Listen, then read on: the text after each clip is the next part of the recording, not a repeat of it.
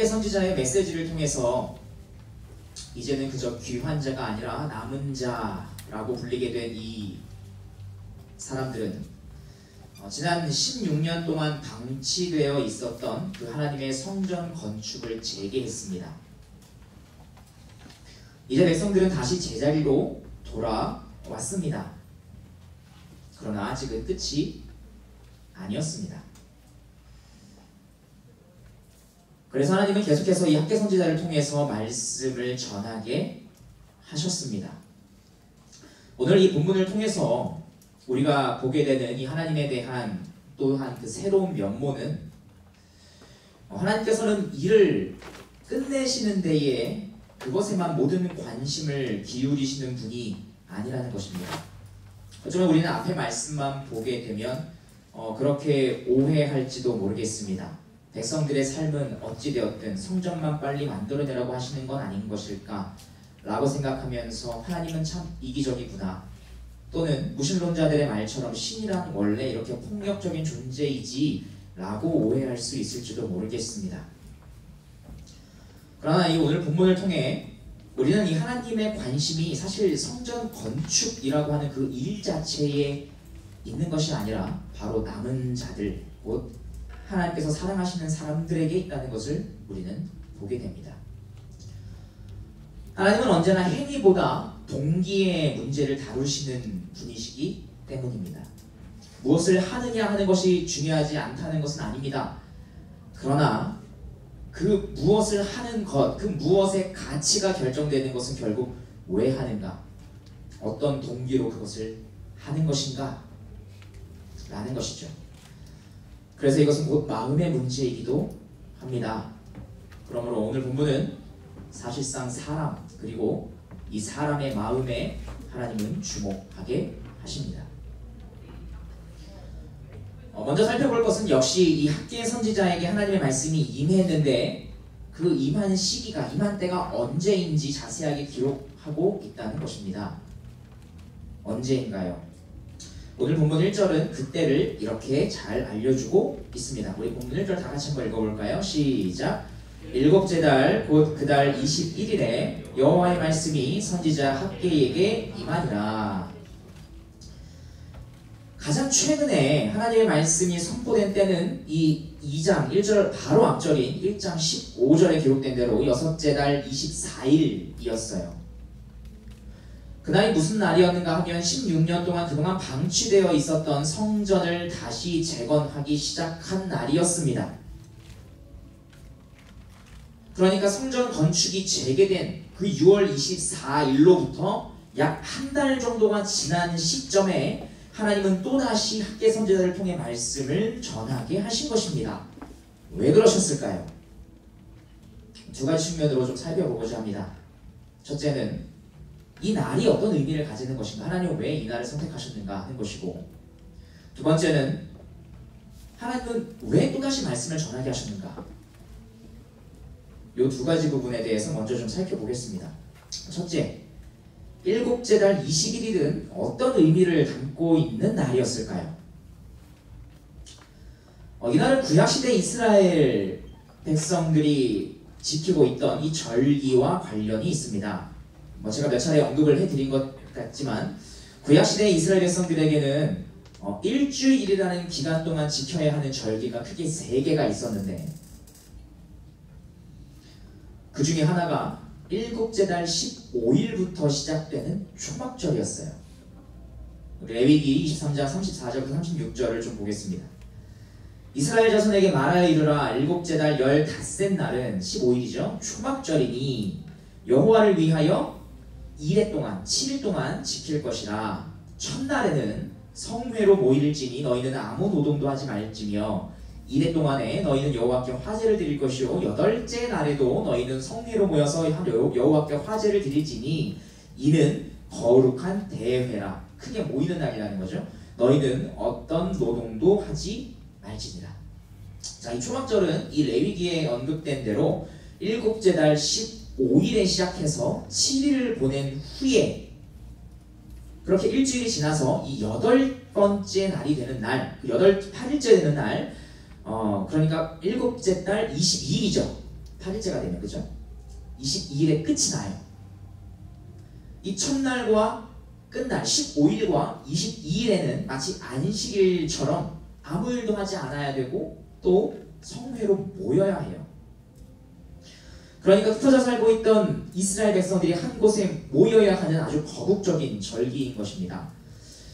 하나님께서 이 초막절이라는 절기를 이토록 일주일 동안이나 지키게 하시고, 또한 첫날과 이 마지막 날을 마치 안식일처럼 지키게 하실 뿐만 아니라 모두가 다 모이게 하신 이유가 무엇일까요? 이처럼 이 초막절을 굉장히 중요하게 여기신 이유가 무엇일까요? 레위기 23장 41절부터 43절입니다. 너희는 매년 이래 동안 여호와께 이 절기를 지킬지니 너희 대대의 영원한 규례라. 너희는 일곱째 달에 이를 지킬지니라. 너희는 이래 동안 초막에 거주하되 이스라엘에서 난 자는 다 초막에 거주할지니라. 이는 내가 이스라엘 자손을 애굽 땅에서 인도하여 내던 때에 초막에 거주하게 한 줄을 너희 대대로 알게 함이니라. 나는 너희의 하나님 여호와이니라.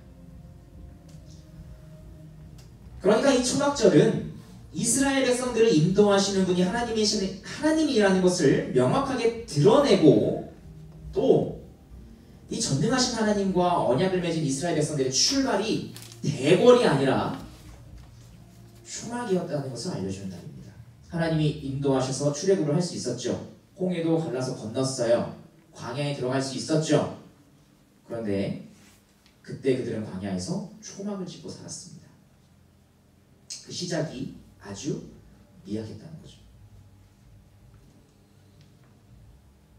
그래서 분명히 이것은 이 바벨론 포로에서 돌아온 이 귀환 자들에게도 그저 수백 년 전 자기 조상들에게 있었던 일 정도로 여겨지지 않았을 거예요. 자기들도 포로로 끌려가 있었다가 다시 돌아왔잖아요. 마치 두 번째 출애굽을 경험한 것처럼 여겨졌을 것입니다. 그래서 아마도 다른 어떤 절기보다도 이 초막절은 포로에서 돌아온 이 귀환 자들에게 가장 공감되고 또 의미 있는 그런 절기였을 거예요. 게다가 그들은 지금도 여전히 아주 미약한 시기를 보내고 있었죠. 여전히 페르시아 제국의 다스림 아래에 놓여 있었으니까요. 그래서인지 오늘 본문에서 이 하나님의 말씀이 다시 선포된 날은 초막에서 지내는 그 일주일의 마지막 날, 7일째 날, 일곱째 달 21일이었어요. 한 주 동안 허름한 초막에서 지냈어요. 그죠? 그리고 또 다음 날에는 다 모여야 해요. 한 주 동안 겸허히 자기를 돌아보았을 것이고, 그 다음 날은 다 같이 모여야 합니다. 많은 사람들이 모여야 해요. 자, 이날 하나님은 학개 선지자를 통해서 말씀을 다시 전하게 하셨습니다. 무슨 말씀을 전하게 하셨을까요? 우리 2절과 3절 다시 한번 읽어볼까요? 2절과 3절입니다. 시작! 너는 스알디엘의 아들 유다 총독 스룹바벨과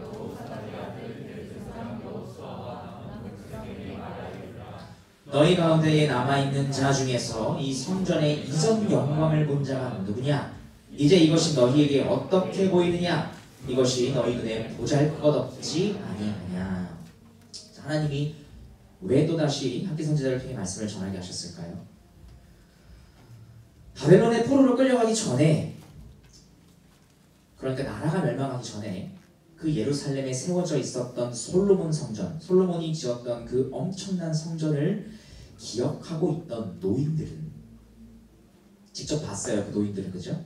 포로로 끌려가기 전에는 직접 그 성전을 보았고, 이제는 70년의 포로 생활이 다 끝난 이후에 다시 돌아왔어요.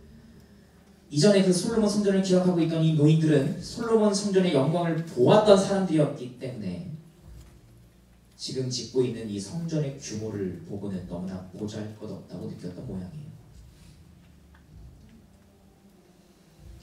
여기서 이 보잘것없다라고 하는 표현은 좀 직역을 해보자면 아무것도 아니다라는 뜻이에요. 영어 성경은 그래서 nothing이라고 번역을 했습니다. 아무것도 아니다. 이전 성전과 비교하면 야, 이거 정말 아무것도 아니지 않냐? 너무 하찮지 않냐? 여러분 다시 한번 생각을 해보시기 바랍니다. 저 16년 만에 다시 시작된 성전 재건이었어요. 우리가 앞서 살펴본 바에 의하면 이건 단순히 건물 짓는 공사를 다시 시작했다 그 정도 의미가 아니었죠. 성전이 방치되어 있었다는 것은 그만큼 그 시기에 동안 이 백성들 역시 그 마음이 하나님을 향한 마음이 방치되어 있었다는 것이었습니다. 따라서 다시 성전 짓기, 성전 건축을 재개했다라고 하는 것은 그 방치되어 있었던 그들의 마음이 다시 회복되기 시작했다라고 하는 외적 증거였죠. 그죠? 그런데 그렇게 회복이 돼서 뭔가 이게 하고 있는데 옆에서 누가 자꾸 야 이거 이전 성전하고 비교하면 정말 아무것도 아니지 않냐 이거? 야 이거 진짜 보잘것없지 않냐? 이렇게 얘기를 한다고 한번 생각을 해보세요. 그것도 어린애가 아니에요. 애들이 그런 얘기를 하는 게 아니라고요. 애들이 그런 얘기를 하면은 뭐 때로는 꿀밤 한 대 때리면서 혼내기도 하겠고 아니면 그냥 허허 웃어 넘길 수도 있겠죠. 근데 그게 아니라 지금 공동체의 본이 되어서 앞에서 이끌어 주어야 할 노인들이 야 이거 정말 아무것도 아닌 거 아니냐 이거? 그렇게 지금 말을 하고 있었다는 거죠. 분명 이들의 태도와 발언으로 인해서 많은 젊은이들의 마음은 낙심하게 되었을 것입니다. 소망을 갖게 만들어주는 게 아니라 오히려 옆에서 힘이 빠지게 만들고 있었어요. 그래서 이 성전 재건을 시작한 지 한 달 정도가 지났을 때에 그리고 마침 이스라엘의 시작이 대궐이 아니라 초막에서부터 시작하고 있었지 않았느냐라고 하는 것을 기억하게 하시는 이 초막절 절기의 마지막 날에 하나님께서는 학개 선지자에게 말씀을 선포하게 하셨습니다. 그러면서 다시 이렇게 물으신 거죠. 너희 중에 남아있는 자, 곧 이전에 이전 영광을 본 자가 누구냐? 이제 이것이 너희에게 어떻게 보이느냐? 이것이 너희 눈에 보잘것없지 아니하냐?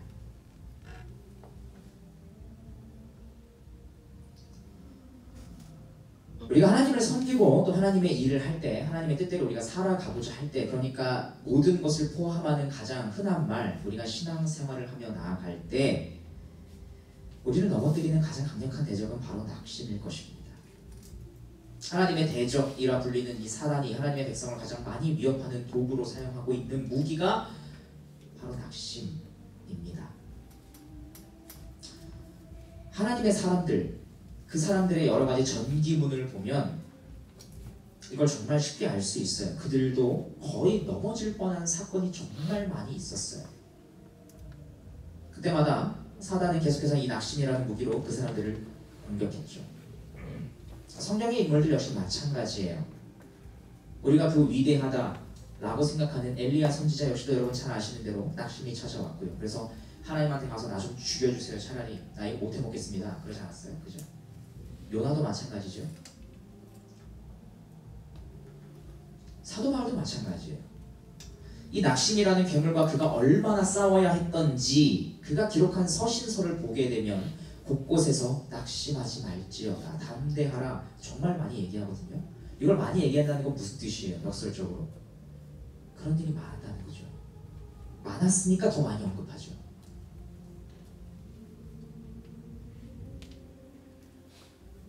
오늘 본문에서 이 성전 건축을 재개한 남은 자들도 이 낙심이라고 하는 장벽에 부딪혔습니다. 비록 우리의 대적인 이 사단이 낙심을 자기의 주요한 도구로 사용한다고 해도 우리가 스스로 좀 살펴봐야 하는 것은 그렇다면 과연 이 낙심이라는 게 어떻게 우리 심령에 들어와서 침투해서 어떻게 우리를 결국 지배하게 되는가, 좀 그것을 살펴볼 필요가 있을 것입니다. 그래서 이것을 좀 살펴보기 위해 방금 말씀드렸던 것처럼 이 낙심에 대해서 그토록 자주 얘기했던 사도 바울의 기록을 짤막한 기록을 좀 보려고 합니다. 사도 바울은 자주 낙심하지 말 것에 대해서 말하면서 자신이 낙심하지 않는 한 가지 이유를 우리에게 알려주고 있습니다. 고린도 후서 4장 1절입니다. 그러므로 우리가 이 직분을 받아 긍휼하심을 입은 대로 낙심하지 아니하고. 바울은 지금 자기가 받은 이 사도라고 하는 직분, 그러니까 복음을 전하는 자의 직분이 무엇으로부터 왔다고요? 하나님의 긍휼하심으로부터 내가 얻게 된 것이지 내 능력을 내가 인정받아가지고 쟁취한 것이 아니라는 것을 잘 알고 있었어요. 자기의 능력을 따라서 하나님께 인정을 받아서 사도라는 직분을 받는 것이 아니었기 때문에, 그래서 그는 일의 성과에 따라서 그는 낙심하지 않을 수 있었다. 일의 성과에 따라 낙심하지 않을 수 있다 라고 말합니다. 그러니까 이걸 반대로 말하면 어떻게 되는 거죠? 대체로 우리를 낙심하게 하는 것은, 낙심하게 되는 경우는 우리가 맡은 일이나 뭐 직분을 따라 우리가 행했는데, 우리가 신앙생활을 하는데 성과가 안 나타날 때잖아요. 보잘것없을 때죠. 아무것도 아닌 것처럼 여겨질 때 아니겠습니까? 이것은 그리스도인의 삶에도 마찬가지예요. 성도는 오직 하나님의 긍휼하심을 입어서 은혜로 구원을 받는다는 건 너무나 잘 알아요. 그죠? 우리는 오직 믿음에 의해 구원을 받죠. 자기 행위와 공로로 하나님께 인정받고 받아들여지는 것이 아니라는 걸 너무나 잘 알아요. 그리고 이것이 가능하고 실제로 성취될 수 있도록 하신 분은 첫 번째 대표자 아담 이래로 이제는 두 번째 대표자로 오신 예수 그리스도 안에서 이게 모두 이루어지지 않았습니까? 그래서 우리는 나의 공로가 없지만 또 스스로는 있다고 여기지는 것조차 사실 이 완전하신 하나님께는 받아들여지지 못하지만 나는 이거는 좀 공로 같은데? 라고 생각하는 것도 사실은 하나님께 받아들여지진 않아요. 완전하지 않으니까요. 하나님은 완전하신데.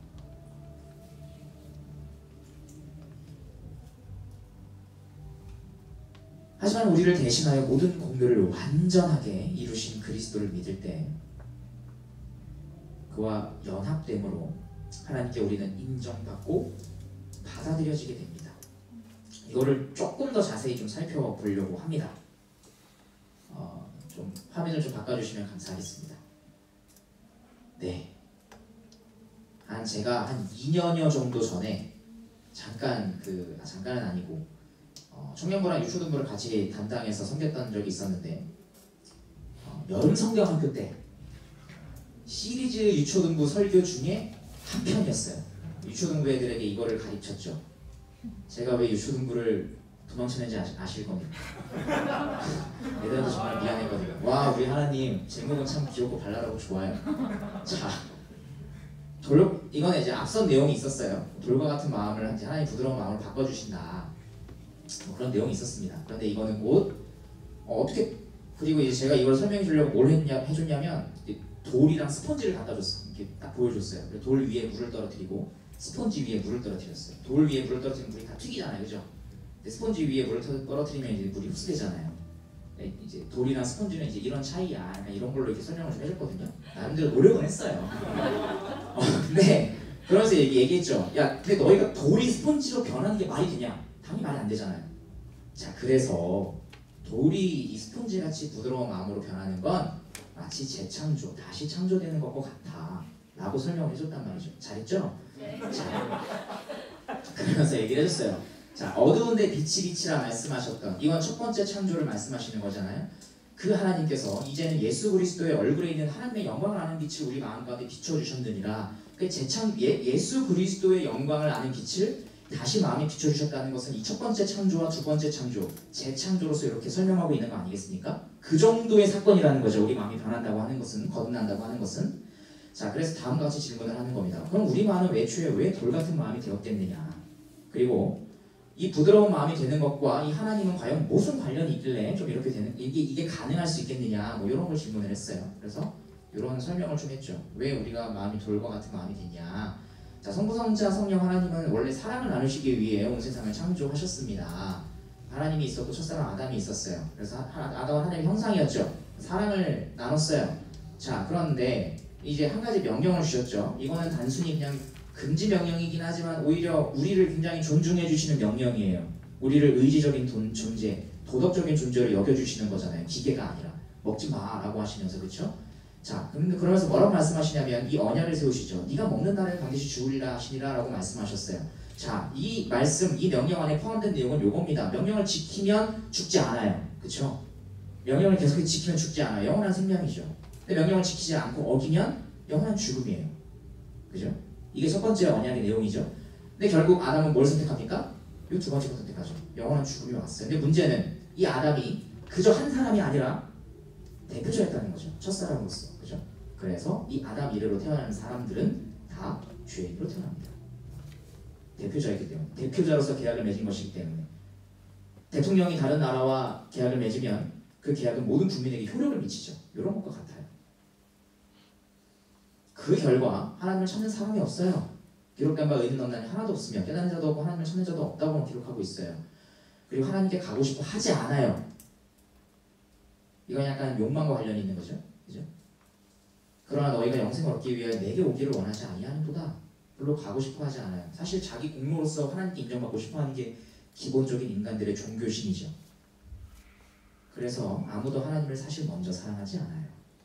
다만 하나님을 사랑하는 것이 너희 속에 없음을 알아노라라고 말씀을 하신단 말이죠. 그래서 우리 쪽에서는 이게 해결될 수 있는 방도가 없습니다. 애초에 원함이 없기 때문에. 자, 그럼에도 하나님은 이 세상을 이처럼 사랑하십니다. 3장 16절이죠. 자, 그래서 죄인에게 죄인은 명령을 지키면 영원한 생명을 여전히 얻을 수 있어요. 명령을 어기면 계속해서 영원한 죽음의 상태에 있는 거겠죠. 근데 문제는 명령을 지킬 능력이 있어요, 없어요? 없어요. 애초에 명령을 지키고자 하는 원함조차 있어요, 없어요? 없어요. 그게 죄인의 상태죠. 자, 명령을 어긴 벌 가운데 계속해서 거하고 있기 때문에 죄인은 그러므로 영원한 죽음을 받게 되는 것이 마땅해요. 자, 그래서 하나님은 이것을 회복시키기 위해서 그리스도가 오셨는데, 그리스도 대표자죠. 두 번째 대표자. 그래서 성령으로 잉태되셨죠. 그리스도는 자기의 삶과 죽음으로 요것들을 다 성취하십니다. 완전한 순종을 이루게 되는데, 이거를 좀 도식화시키면 이렇게 될 수 있습니다. 이거 먼저 읽어볼까요? 예수님은 두 가지 순종을 통해서 우리에게 영원한 죽음을 가져가시고 또 우리에게 줄 영원한 생명을 마련하셨습니다. 자, 도식화시키면 이렇게 됩니다. 자, 성부 하나님이 계시고요, 성자 예수님 계시고요, 죄인이 있어요. 우리가 보통 십자가를 생각할 때 믿는 바는 뭐죠? 예수님께서 우리의 죄를 대신해서 죽으셨다. 이게 보통 우리가 흔히 생각하는 십자가 사건이죠. 그렇죠? 우리의 죄가 그리스도에게로 전가됐어요. 그래서 성부 하나님은 우리의 죄가 그리스도에게 전가됐다고 여기시고, 그래서 이 예수님을 죄인이라 여기시고 영원한 죽음의 형벌을 내리셨죠. 그게 바로 십자가 사건입니다. 그런데 만약에 우리가 이해하는 십자가 사건이 여기서 끝난다면 우리는 죄의 용서는 받을 수 있지만 거기서 끝이에요. 더 나아가지 못해요. 그냥 죄 용서 받고 끝나는 거예요. 자, 죄 용서 받았어요. 근데 다시 또 죄를 져요. 그럼 어떻게 될까요? 다시 영원한 죽음이죠. 그죠? 이거는 이 십자가를 절반밖에 이해하지 못하는 거예요, 사실. 그래서 하나가 더 있어야 됩니다.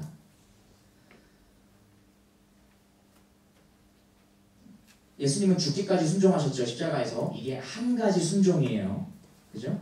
근데 이 순종 외에 우리가 다시 영원한 죽음 가운데 거하지 않으려면 또 하나의 순종이 있어야 돼요. 그게 뭐냐면 바로 예수 그리스도의 순종이죠. 그의 삶 가운데 모든 율법을 다 지키심. 그죠? 외적인 행위로만이 아니라 그 마음의 동기로부터 시작해서 완전하게.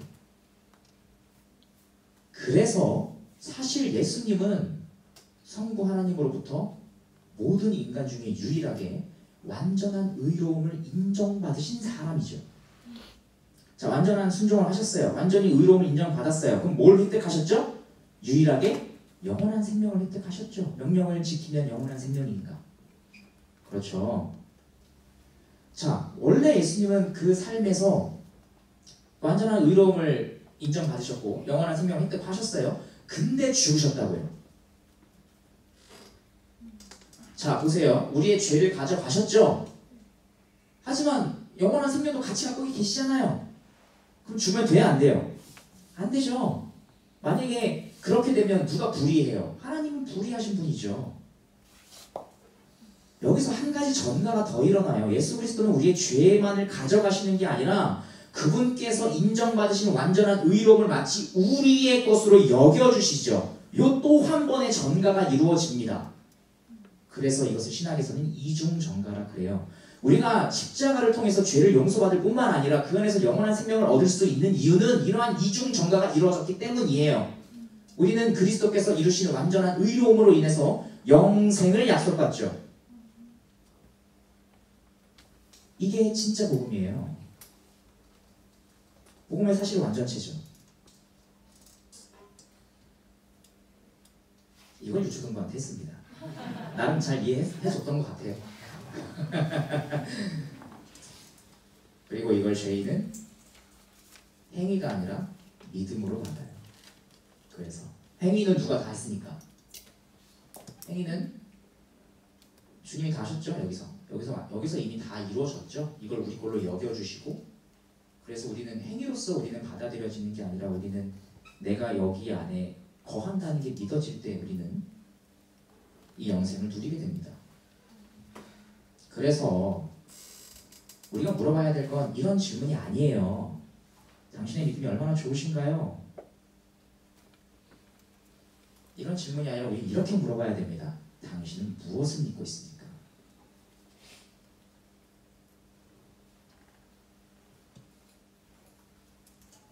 여러분 이거 믿고 계십니까? 이런 십자가 사건이 사실 이거라는 것을 여러분 잘 아셔야 돼요. 두 가지 전가가 같이 일어나죠. 그래서 우린 죄의 용서받는 것만이 아니라 영생도 얻어요. 이 두 가지는 사실 별개인데 두 가지가 같이 일어날 수 있는 겁니다.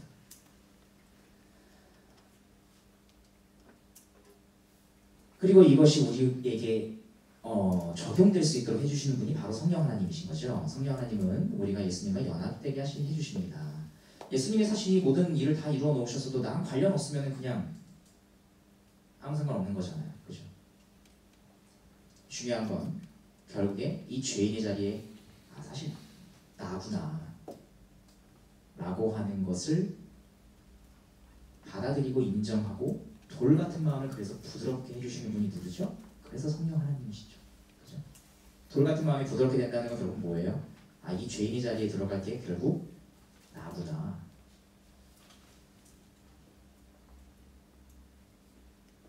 이거 성령 하나님이 해주시죠. 그죠? 진리의 영이시고 그죠? 너희 안에 계셔서 그거를 이제 바꿔주시죠. 그래서 우리가 구원받기 위해 한 게 하나도 없어요. 처음부터 끝까지 삼위일체 하나님께서 모든 것을 하셨어요. 그리고 이 은혜를 받은 우리가 이제 살아가야 하는 게 뭐냐면 그게 성령 충만의 삶인 거죠. 그죠? 인정받기 위해 살아가는 삶이 그게 그런 삶이 아니라 인정을 받은 자로서 살아가는 삶이 우리 신앙인들의 삶이죠. 그죠? 다시 좀 돌아봅시다. 자, 우리가 믿음이라는 도구로 그리스도에게 접붙여져 있기 때문에 성부 하나님은 우리를 마치 독생자인 그리스도와 같이 여겨주세요. 그죠? 그래서 우리는 죄를 용서받을 뿐만 아니라 영생을 얻고 더 나아가서 이제는 그 신분이 하나님의 자녀가 되죠. 요 세 개 사실 다 별개인데 우리가 그리스도에게 연합될 때 이 세 가지를 다 획득하게 되죠. 그죠? 죄를 용서받고 영생을 얻고 신분이 자녀가 돼요.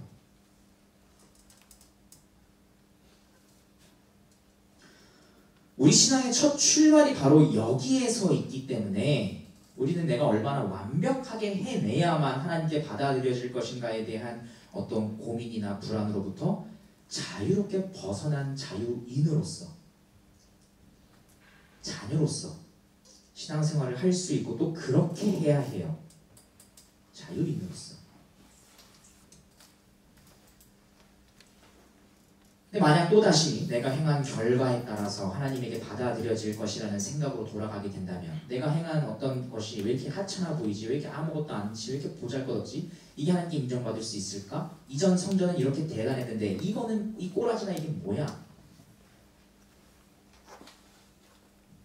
사실 그거는 하나님을 다시 인색한 분으로 만드는 거죠. 내가 이 정도까지 하지 않으면 하나님은 날 받아들여 줄 리가 없어. 이게 사실 율법주의의 근본이죠.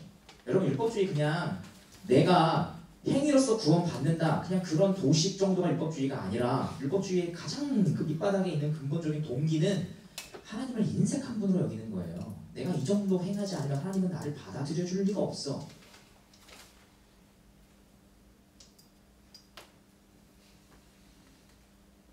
근데 우리는 그렇게 완벽하게 하지 못한단 말이죠.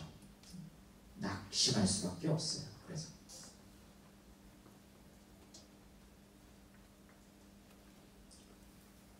그리고 이것이 바로 이전 성전의 외형과 비교하여 지금 재건하고 있는 이 성전을 향해 아무것도 아니라고 생각한 이 노인들과 이 노인들에게 영향을 받았던 것으로 보이는 그 젊은이들이 범했던 오류입니다.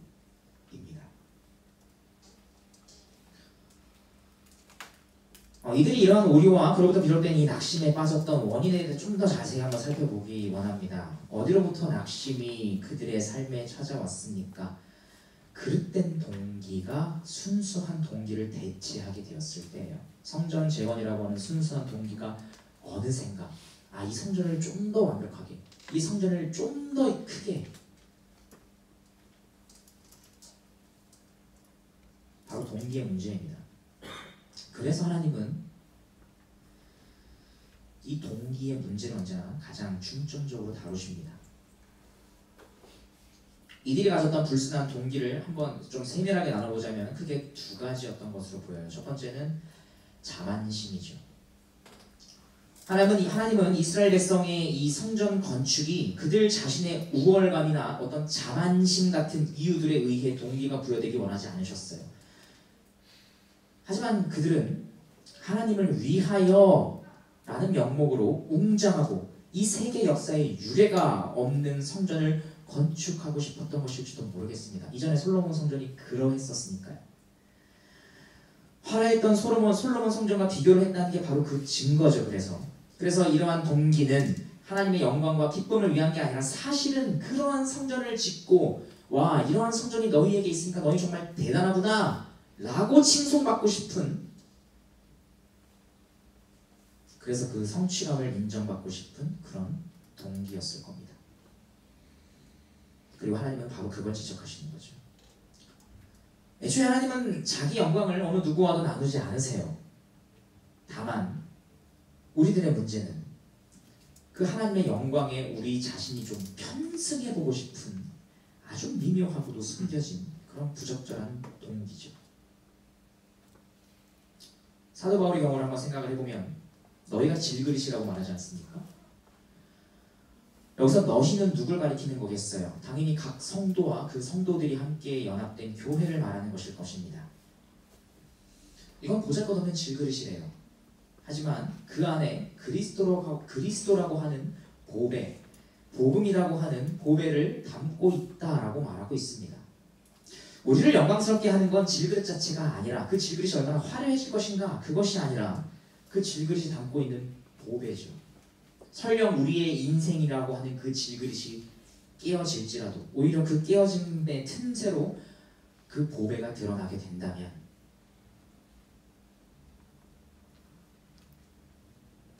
그러면 질그릇은 그 틈새로, 깨어진 틈새 사이로 흘러나가는 보배로 인해서 영광을 얻는 것이지 그 질그릇 자체로서 영광을 얻는 것은 아닙니다. 우리에겐 자존심이라는 것이 있죠. 다 자기가 속한 교회가 커지고 유명해지길 바랄지도 모르겠어요. 하지만 우리 교회가 유명해지는 게 자동적으로 하나님께 영광이 된다고 만약에 그렇게 생각을 하고 있다면 그것은 실상 우리 자신의 어쩌면 자만심을 높이는 동기가 그 기저에 섞여 있을지도 모르겠습니다. 한번 자문해 봐야겠죠. 그리고 이러한 그릇된 동기는 언젠가 우리를 반드시 낙심으로 인도하는 길잡이가 되고 말 겁니다.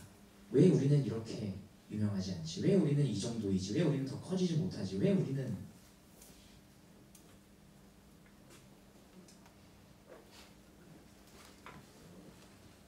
그래서 둘째는 비교의식이에요. 자만심과 이 비교의식은 어울리는 한 쌍의 짝이죠.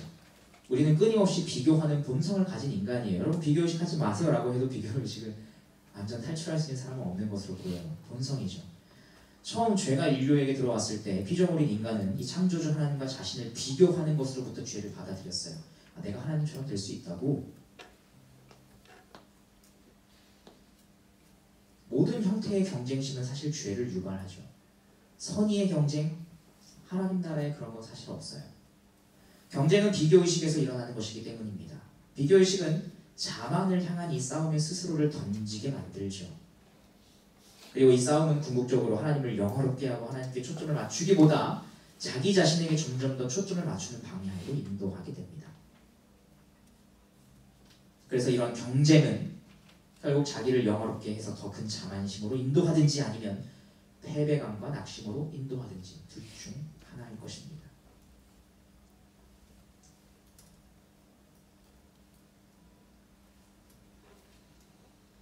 더 큰 자만심이나 또는 패배감이나 낙심은 모두 하나님으로부터 자신을 멀어지게 만드는 도구들입니다.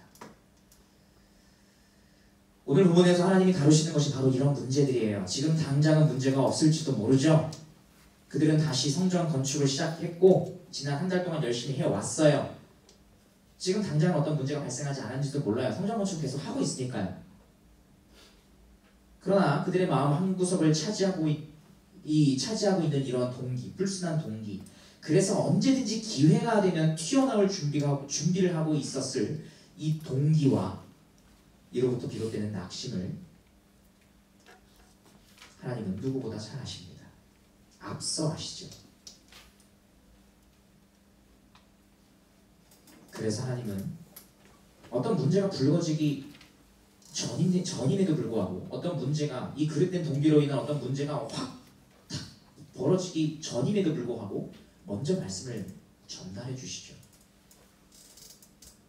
이 그릇된 동기가 장차 어떤 문제를 야기시킬 것인지 누구보다 잘 알고 계시니까요. 어쩌면 오늘 우리 삶에 또는 우리 교회에 문제 삼을 만한 것이 없을지도 모르겠어요. 겉으로 보면 문제가 없을지도 모르겠죠. 오히려 우리는 하나님의 일을 열심히 하고 있을지도 모르겠습니다. 하지만 하나님은 그 일보다 사실 우리들 자신, 우리들 마음의 동기를 언제나 다루고 싶어 하시며, 그래서 하나님께서 중요하게 여기시는 것은 사실 성전 건축이라는 그 일보다 우리 자신이죠. 언제나 백성들의 마음, 그 동기죠. 여러분의 삶의 동기, 그리고 여러분의 그 교회에서 여러분이 섬기는 그 섬김의 동기는 무엇입니까?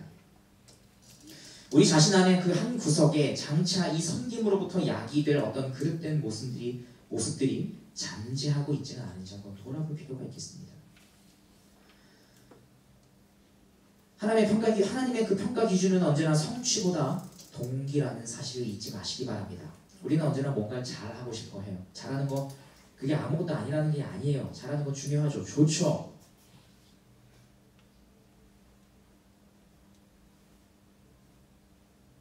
하지만 하나님은 우리의 동기를 더 중요하게 보십니다. 우리가 어떤 마음으로 주님을 섬겼는가, 우리가 어떤 마음으로 주님을 섬기고 있는가 하는 것입니다. 동기야 어쨌든 열매만 맺으면 된다고 말한다면 그것은 결국 비참한 결과를 가져올 수밖에 없습니다. 그래서 하나님은 그릇된 동기로부터 벗어나 이제는 바른 동기를 가지라고 말씀하십니다. 본문 4절 한번 다 같이 읽어볼까요? 4절입니다. 시작. 그러나 여호와가 이르노라 스룹바벨아 스스로 굳세게 할지어다. 여호사닥의 아들 대제사장 여호수아야 스스로 굳세게 할지어다.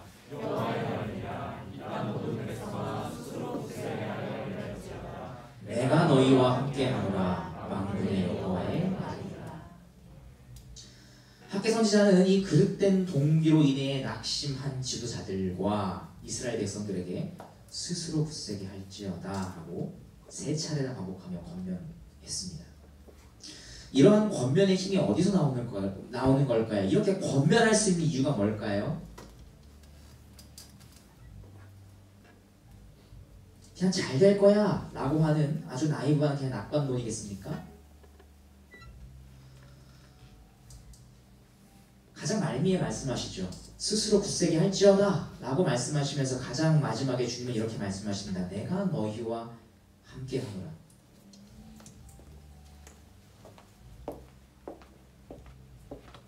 애초에 이런 주님의 약속이 있었기 때문에 애초에 남은 자들은 16년 동안 방치되어 있었던 마음으로부터 회개할 수 있었고, 그래서 성전 건축을 재개할 수 있었던 것 아니었습니까?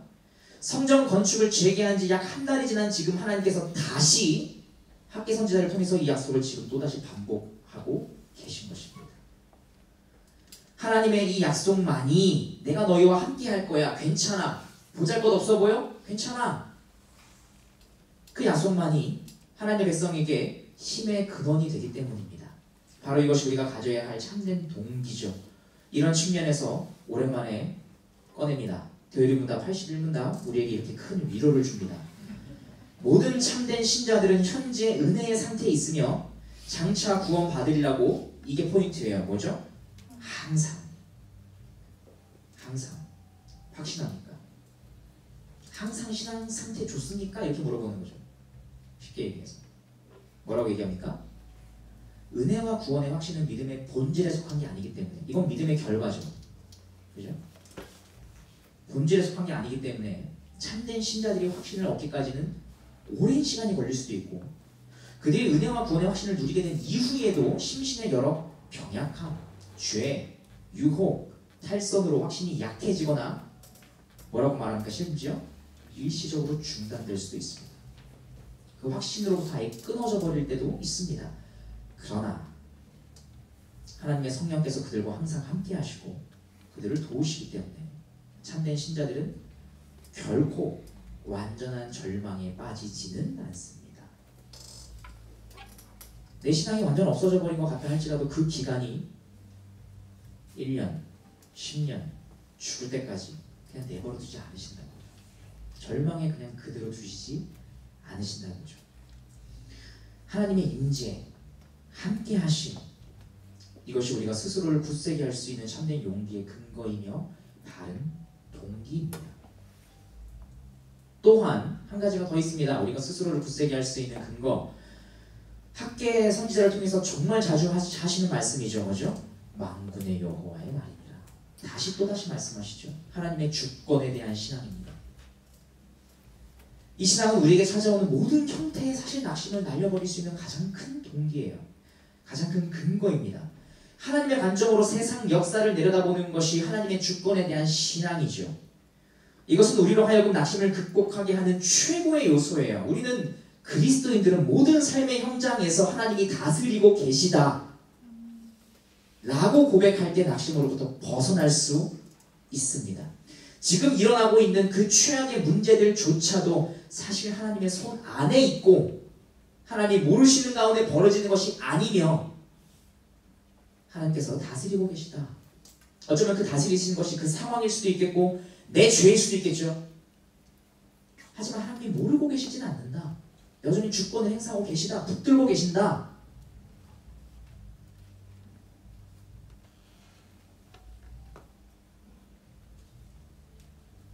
그래서 하나님께서 마침내 그 당신의 광대하고 선하며 거룩한 목적을 이루어내실 것이고, 결국에는 말이죠. 그리고 하나님께서 결국에는 이기실 것이며, 그리고 그런 확신이 우리를 사로잡고, 그리고 우리가 그것을 믿을 때 우리는 모든 형태의 낙심을 물리치게 됩니다. 그래서 하나님은 이 만군의 여호와라고 하는 말씀을 6절부터 나머지 9절까지 자그마치 5번이나 말씀합니다.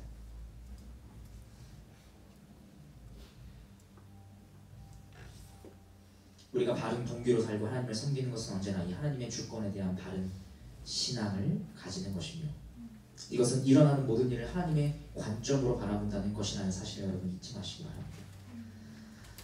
이제 마지막이에요. 오늘 설교가 좀 길죠? 내용이 좀 많아요. 마지막입니다. 하나님께서 학개 선지자를 통해서 주신 약속이 어디까지 도달하느냐, 스스로 굳세게 할 수 있는 근거가 이제 지금 함께 하시고 지금 다스리실 뿐만 아니라 이제는 미래를 향해 나아갑니다. 어디까지 도달하느냐, 좀 그걸 좀 보겠습니다.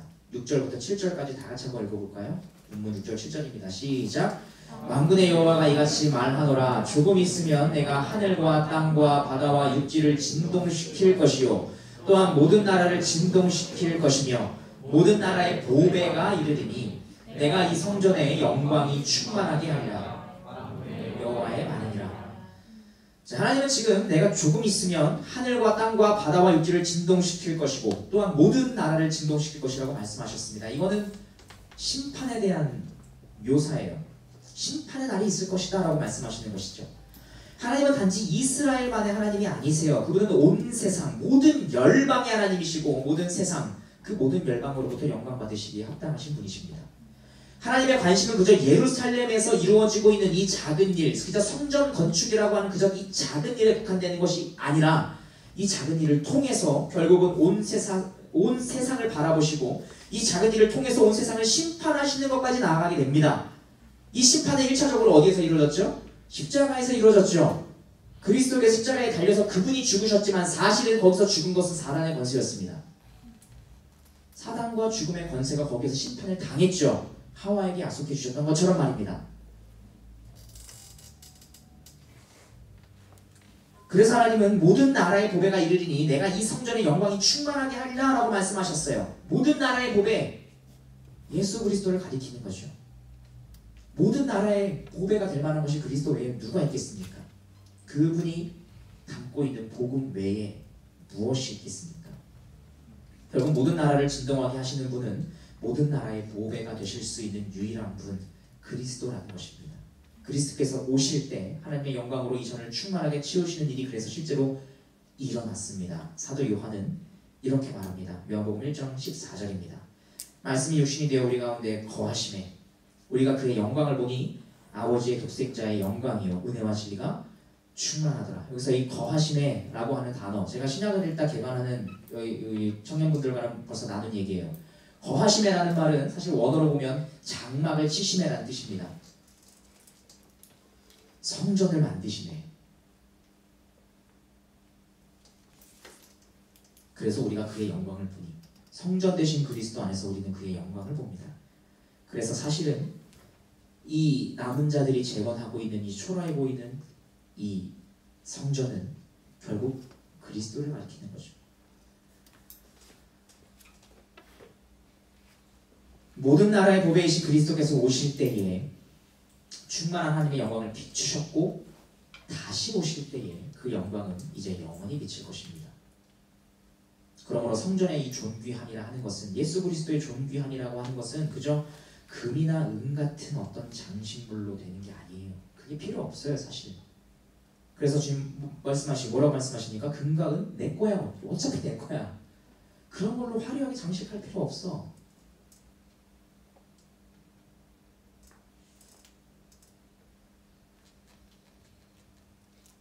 참된 성전은 스스로 이 땅에 오신 그리스도이십니다. 이전의 나중 영광이 이전 영광보다 크리라고 하신 말씀이 그리스도 안에서 이미 성취되었죠. 내가 이곳에 평강을 주리라 라고 하신 말씀도 부활 이후에 그 겁에 질려있던 제자들에게 찾아가셔서 뭐라고 말씀하셨습니까? 너희에게 평안을 주노라. 평강의 왕이신 그리스도는 이 모든 약속을 그의 삶과 죽음, 제가 아까 말씀드린 것처럼 보여드린 것처럼 그의 삶과 죽음 그리고 부활을 통해서 단번에 성취하셨습니다.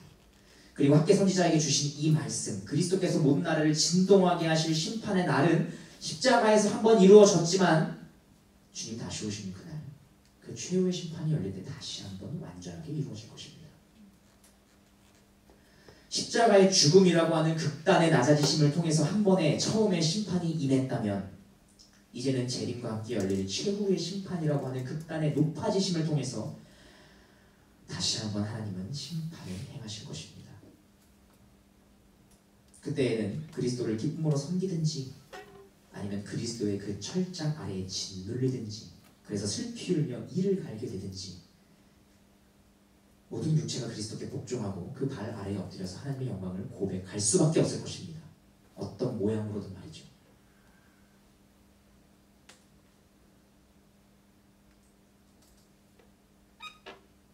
이스라엘 백성들은 이 성전 건축을 시작하기는 했지만 그것이 너무나 아무것도 아닌 것처럼 보였습니다. 하지만 하나님은 이 작고 아무것도 아닌 것처럼 보이는 이 일이 장차 오게 될 그 충만한 영광의 모형이다 라고 말씀하셨습니다. 이제 우리는 이 말씀 앞에서 우리 자신을 좀 돌아보아야겠습니다.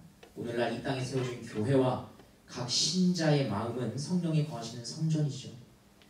그 금과 은은 다 주님의 것입니다. 하나님께서는 금과 은으로 장식해서 하나님을 영어롭게 하라고 말씀하지 않으셨어요. 어쩌면 오늘 여러분이 하시는 그 작아 보이는 일, 그래서 아무 가치가 없다고 여겨지는 그 작아 보이는 일, 만약 그것이 있다면 여러분 무엇입니까? 혹시라도 여러분이 섬기는 이 교회가 여러분의 눈에는 작아 보이시지는 않으십니까? 가치 없어 보이지는 않으십니까? 그러나 주님께서 오늘 본문을 통해서 우리에게 도전을 다시 한번 주시는 것은 이 교회의 나중 영광이 지금 영광과 비교할 수 없이 클 것이라는 것입니다. 우리가 섬기는 이 작은 일이 얼마나 영광스러운 것인지 여러분 아시기 바랍니다. 아무도 우리 이름을 기억해주지 않을 것이고 아무도 우리 교회를 기억해주지 않을지도 몰라요. 그러나 주님께서 우리 이름을 아시고 우리 교회를 기억하실 것입니다. 이것이 질그릇 같은 우리가 담고 있는 보배의 영광입니다. 만국의 보배이신 그리스도가 내 안에 계시기에 내가 존귀해지는 것이죠. 여러분의 영혼을 위해서 여러분 열심을 내시기 바랍니다. 보잘것없는 보이는 일이라 할지라도, 작아 보이는 일이라 할지라도 여러분의 영혼을 위해서 조금은 시간을 좀 투자해 보시기 바랍니다. 그냥 교회 와서 열심히 일을 하라, 섬기라 그런 말 하는 게 아니에요.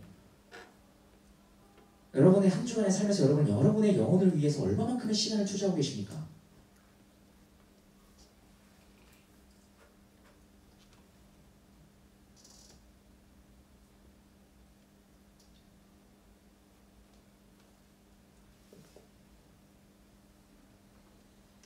그리고 그런 것들을 여러분이 비록 작아 보인다 할지라도 그런 일들을 해 나가실 때 다시 오실 그리스도를 다시 한번 바라보시기 바랍니다. 그것이 우리의 궁극의 소망이기 때문입니다. 이 내일의 영광, 언제 임할지 모르는 이 완전한 영광을 사모함으로 오늘의 작고 사소해 보이는 그 보잘것없어 보이는 여러분의 그 영혼을 위한 수고의 일을 여러분이 감당할 때에 하나님께서는 학계 선지자를 통해서 말씀하고 계신 이 약속하신 것을 여러분의 삶에 성취해 주시는 그 영광의 날을 주실 것입니다. 이것이 내일 영광을 보장하는 오늘 살아가는 성도의 삶입니다. 저희 함께 찬양하고 기도하는 시간 갖도록 하겠습니다.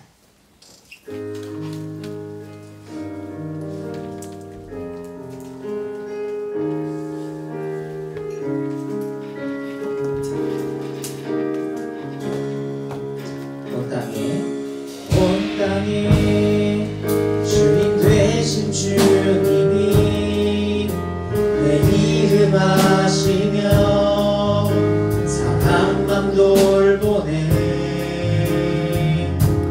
어둠은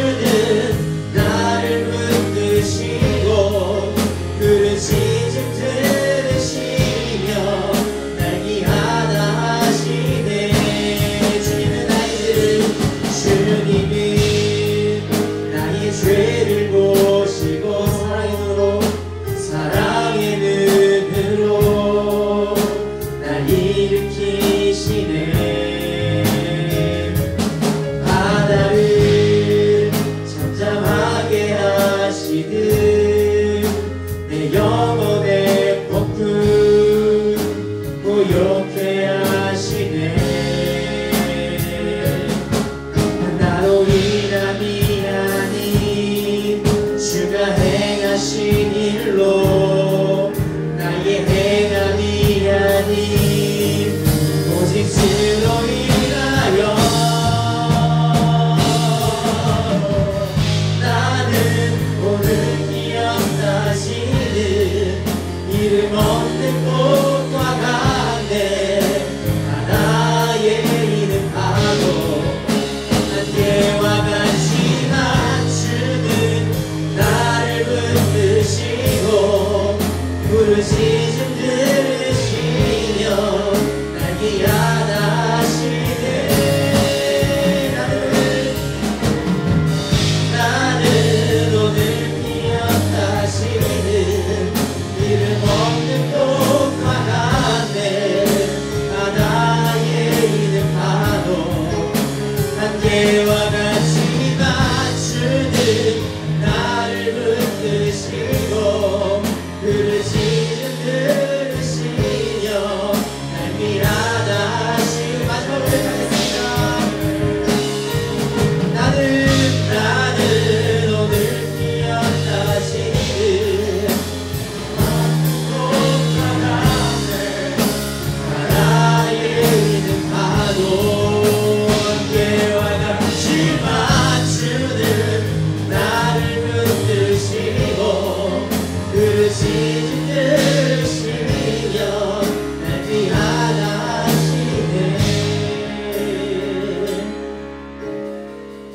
여러분 지금 어떤 때를 보내고 계십니까?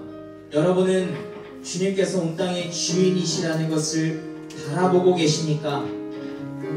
그 관점 안에서 여러분은 어떤 작은 일이라도 하고 계십니까? 혹시라도 그 작은 일이 너무나 헛되어 보이고 너무나 보잘것없어 보이고 너무나 아무것도 아닌 것처럼 보여서 그냥 그대로 흘러가는 대로 살아가고 계시지는 않으십니까?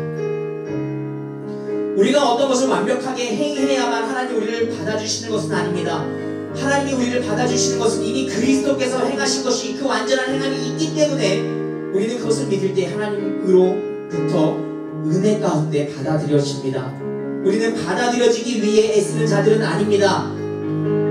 하지만 하나님이 원하시는 것은 작은 것이라 할지라도 너희의 동기를 제대로 한번 보라는 것입니다. 그렇게 받아들여진 자라고 한다면, 긍휼과 은혜로 받아들여졌다면 우리는 그것에 감사할 뿐만 아니라 미래에 오실 우리의 신랑 되신 주님을 바라보면서 완전한 나라 안에서 우리가 영원히 거할 그 믿음을 가지고 그 소망 때문에 우리는 기뻐하면서 우리는 나아갈 수 있을 것인데,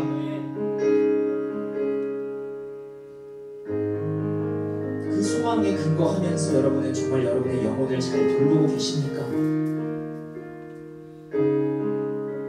우리 이 시간 좀 그렇게 기도했으면 좋겠습니다. 주님, 내가 주님 앞에 완전히 받아들여지기 위해서 내가 행하고 싶진 않습니다. 어차피 내가 그것은 불가능할 뿐만 아니라 이미 그것은 내가 그리스도를 믿을 때 성취되었습니다. 나는 주님 앞에 인정받고 받아들여지고 싶어서 내가 완전한 것을 행하고 싶은 것이 아니라 내 앞에 미래의 소망이 있기 때문에, 내가 그것을 믿기 때문에, 그리고 나를 자녀라는 신분으로 바꿔주셨기 때문에 그 은혜에 감사하는 마음으로 내가 좀 그러한 삶을 살아가고 싶습니다. 우리 좀 그런 마음을 가지고 함께 좀 기도했으면 좋겠습니다. 우리 지난 한 주간 돌아보고 뿐만 아니라 우리 앞으로의 한 주간을 다시 한번 다짐하면서 우리 이 시간 함께 좀 기도했으면 좋겠습니다. 우리 기도하시며 나아가시겠습니다. 하나님과 많으신 하나님 아버지, 내가 신앙생활을 하는 것을 내가 그 위해서 무엇인가를 섬기는 것을 내가 하나님께 인정하고 싶어서 내가 받아들여지기 위해서 내가 이걸 하지 않으면 하나님께 받아들여지지 않을 것 같아서 불안하기 때문에 그래서 내가 할 것도 아닙니다. 그래서는 안 됩니다. 하나님 아버지,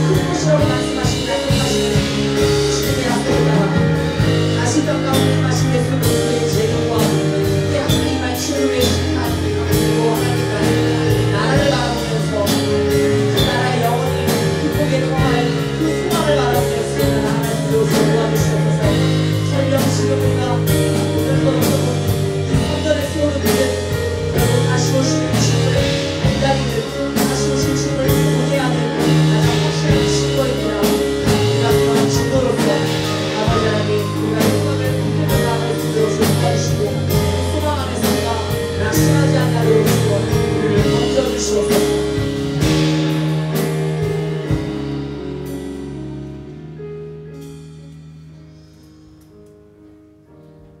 사랑과 은혜가 많으시고 자비로우시며 노하기를 더디하시는 하나님 아버지, 이 땅 가운데 참된 성전이신 그리스도를 보내주심으로 우리로 하여금 그 그리스도를 통하여 하나님의 영광을 보게 하심에 감사합니다.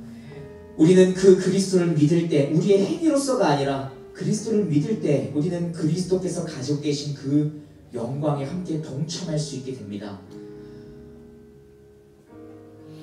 그런데도 불구하고 하나님 아버지, 가장 첫 번째 타락, 그때서부터 도사리고 있는 그 비교의식이라는 그 본성, 또는 그 자만심이라고 하는 본성으로 인해서 어떻게 하면 내가 하나님께 더 잘 받아들여질 것인가에 대해 다시금 이전 모습으로 돌아가면서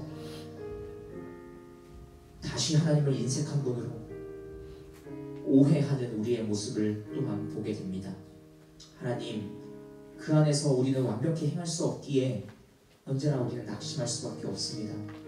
그러나 다시 오늘 말씀 안에서 주님, 우리의 그 생각을 되돌리게 하여 주시옵소서. 그리스도가 계시기에 우리는 낙심하지 않을 수 있습니다. 그리스도께서 이미 완전한 의로움을, 완전한 순종을 통해 의로움을 성취해 놓으셨고, 믿는 자들에게 자신의 의로움을 기쁜 마음으로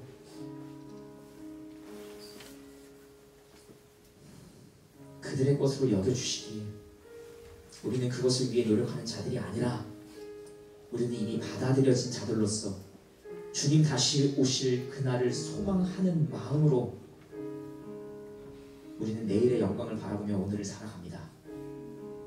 주님, 오늘 하루가, 그리고 앞으로 우리가 살아가게 될 내일이, 일주일이, 그리고 주님 오실 그날까지 언제나 우리가 이것을 잊지 않고 기억할 수 있도록 주님, 우리의 영혼을, 우리의 마음을 붙드시며 자꾸만 우리가 그릇된 동기로 물들고 되돌아가려고 할 때마다 말씀 안에서, 그리고 성령, 우리 안에 함께 하시는 성령 하나님, 그분을 통해서 우리의 마음이 율법주의에서 다시 언제나 복음으로 돌아설 수 있도록 주님 은혜 베풀어 주시옵소서. 이제는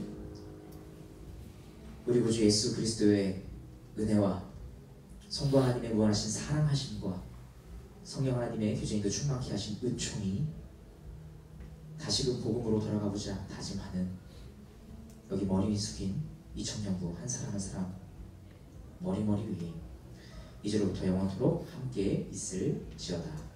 아멘.